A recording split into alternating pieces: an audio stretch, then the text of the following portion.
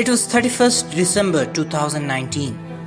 Everyone was expecting to start a new life, with new resolution, with new hope. But something else had started in the city of Wuhan, China. Something terrible, something horrible, an invisible virus which made happiness invisible, joy invisible, jobs invisible, hope invisible, health invisible, even society was invisible. No one expected that a virus could create a chaos and ruin many lives. We faced the first wave and were successful in controlling it, but somewhere our ignorance or negligence is responsible for the situation we are in now. To come out of the situation, there are only two ways. One is precaution, and the second is cure. Cure is not in our hands. There are medical representatives working hard to reduce its impact through vaccines and medicines.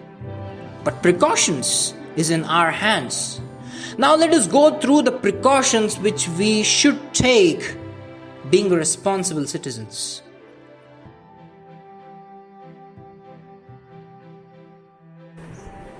Know the full range of symptoms of COVID-19.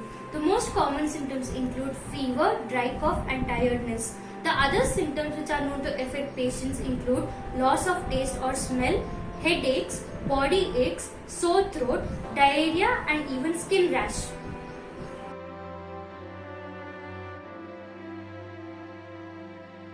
What to do to keep yourself and others safe from COVID-19? Firstly, maintaining social distance and wearing mask is very important.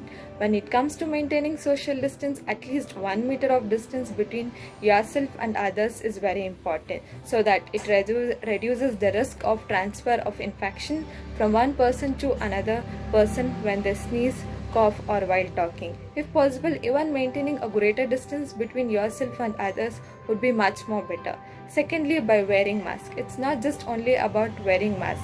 It acts as a major role. Wearing mask with the appropriate use, storage as well as its cleaning is very important, so that it will be more effective for the better purpose. So I request hereby everyone to wear the mask by covering their nose and mouth properly, so that it creates a better awareness.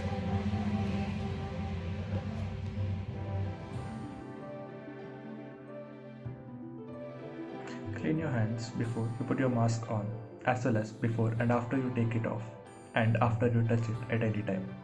Make sure it covers your nose, mouth, and chin. When you take off a mask, store it in a clean plastic bag. And every day, wash it if it's a fabric mask or dispose of in a trash bin if it's a medical mask. Don't use masks with valves.